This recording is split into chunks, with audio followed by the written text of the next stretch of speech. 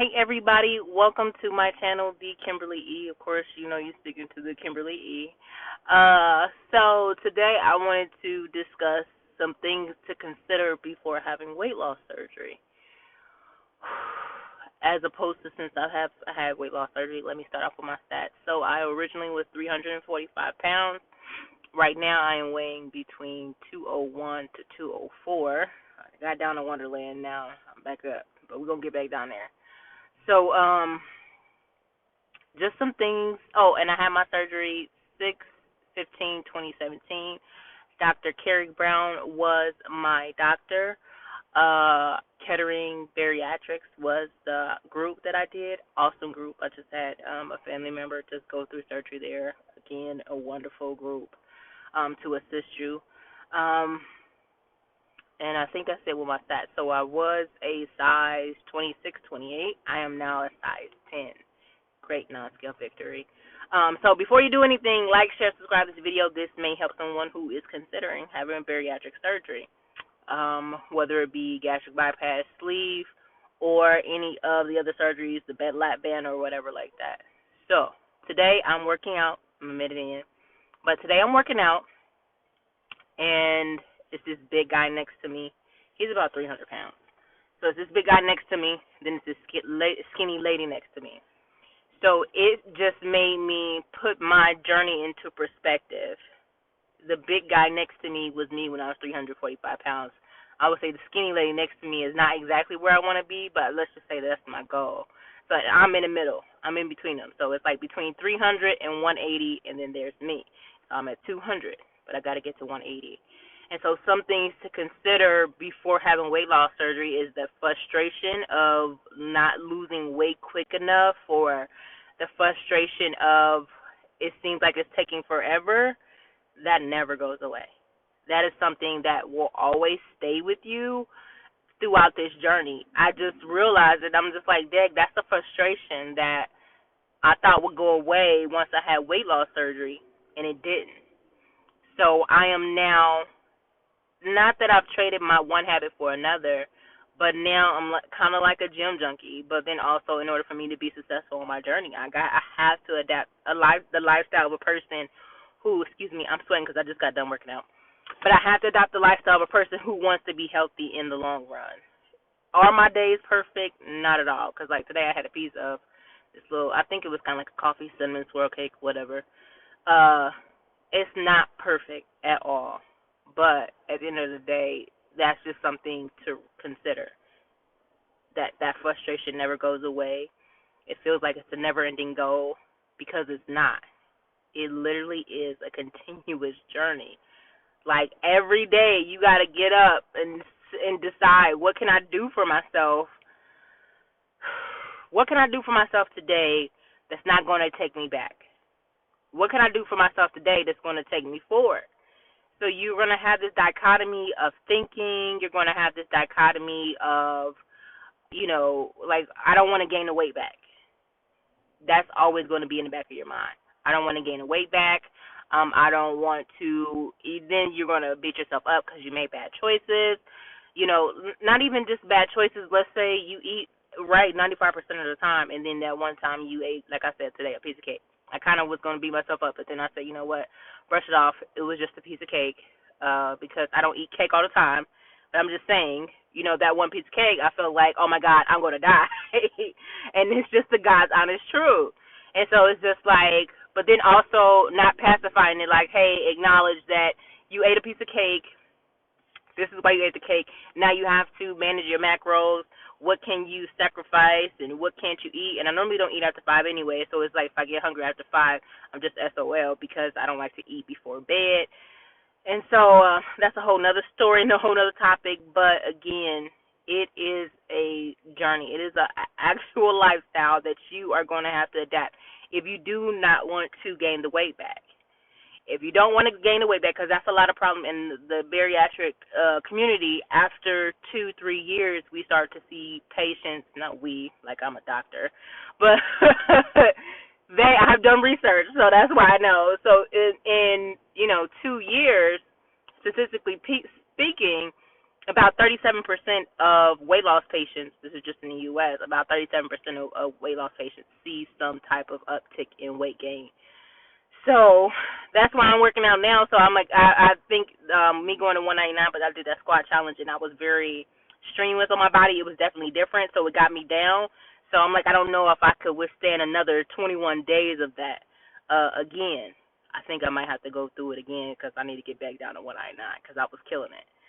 So, but I was also on a more stricter diet as well. So I'm trying to recreate those tactics that I did through that 21 day. How can I incorporate that into my everyday life and not just for that 21 days?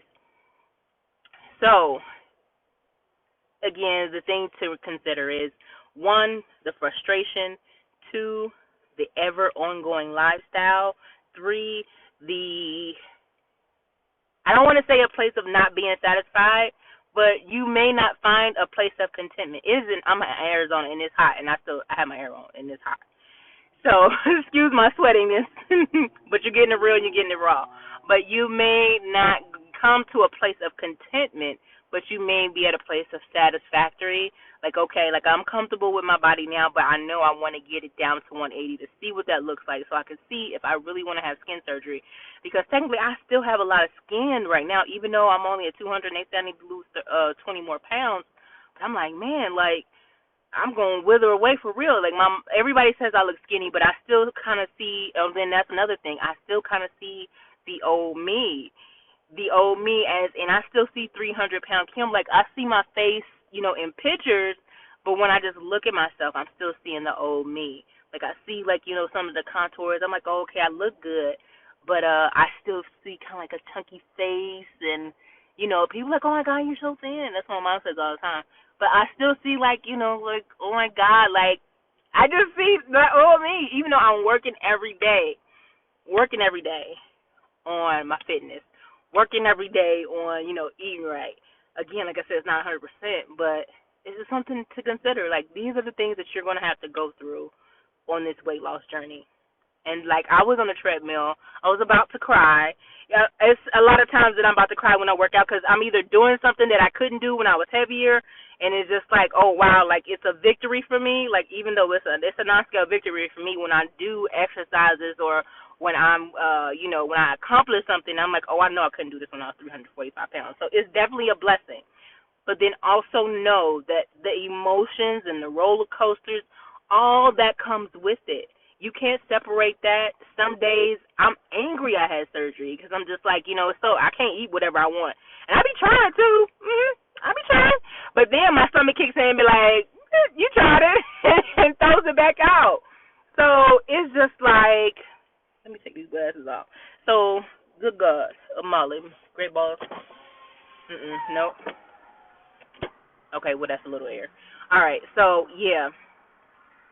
It's just some things to consider. The frustration, the never feeling like, because I don't know what you're going for, but if you think you're going to get peace from weight loss surgery, this ain't that. This is not your quick fix. It's not. I'm sorry. Like, you're going to lose the weight fast, but you are going to go through some things that people won't tell you about. You're going to have some regrets. You're going to cry some days. Some days you're going to be super duper happy. I think the other day I posted, like, sometimes joy just radiates from your soul. I was truly happy that day. But the next day I felt bad because I didn't do my workout, and I did as much as I could, but I didn't give 100% that day. I really, really didn't. And some days you will not have 100% to give. Some people won't be honest. They just make it seem like, oh, surgery is so great. Like, you'll have so much energy. Where? I take my B12. And some days I just don't have it in me to work out.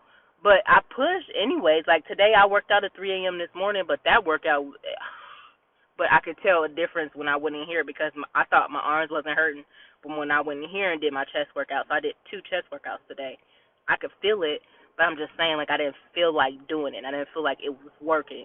And then also you have to go through that stage, too, where you have to continue to do the good stuff, but you're not seeing the results immediately. I don't care what anybody says with weight loss surgery. This is a journey.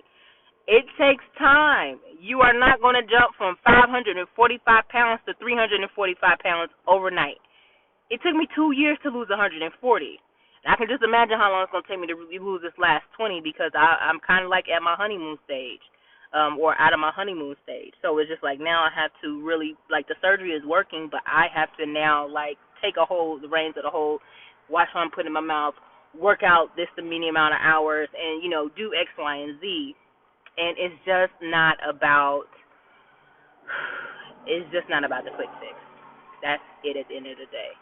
So you have to be willing to adapt the lifestyle, accept everything that comes with it, and know that you're going to have to seek help in between, because there are some days when some people won't understand what you're going through. They just think, oh, it's surgery, it's weight loss, yada, yada, yada. I'm not going to say you're going to have thoughts of suicide, but you will have thoughts of, was it worth it? You feel like nobody understands. You feel like it's just unbearable at some days. Because people just automatically think just because you have weight loss surgery that the weight loss surgery did all the work.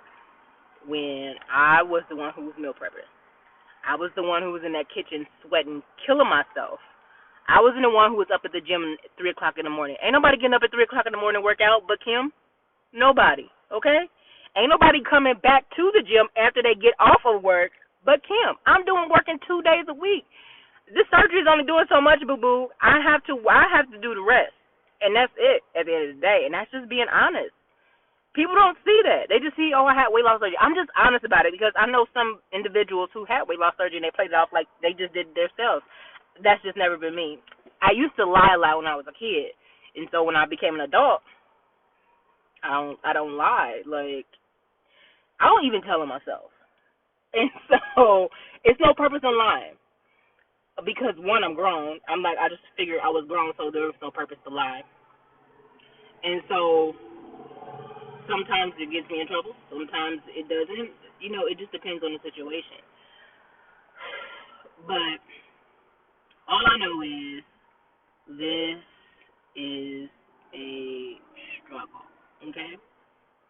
Right now I'm in that phase of I'm working out like 3 or 4 days a week, and my food habits are where they need to be.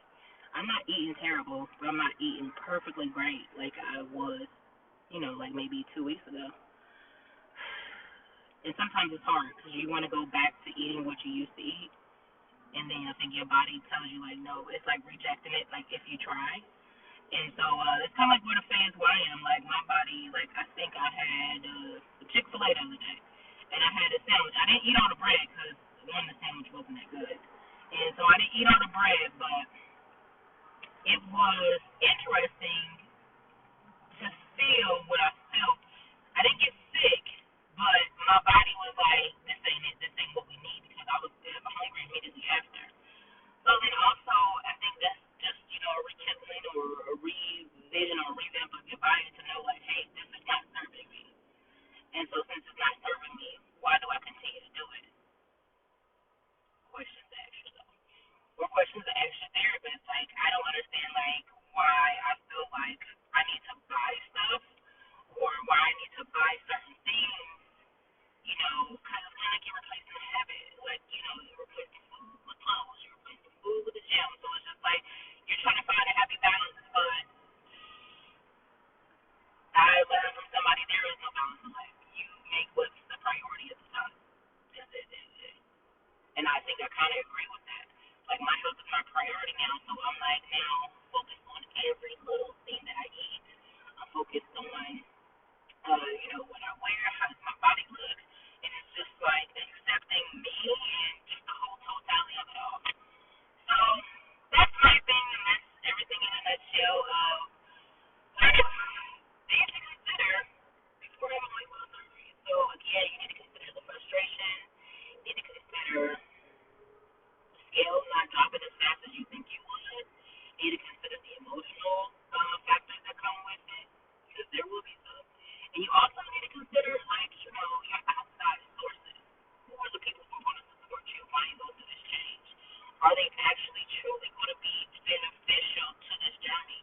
Because if they aren't, sometimes you have to cut people off for a season, and you can bring them back in once you reach that optimal place of health that you feel, or, along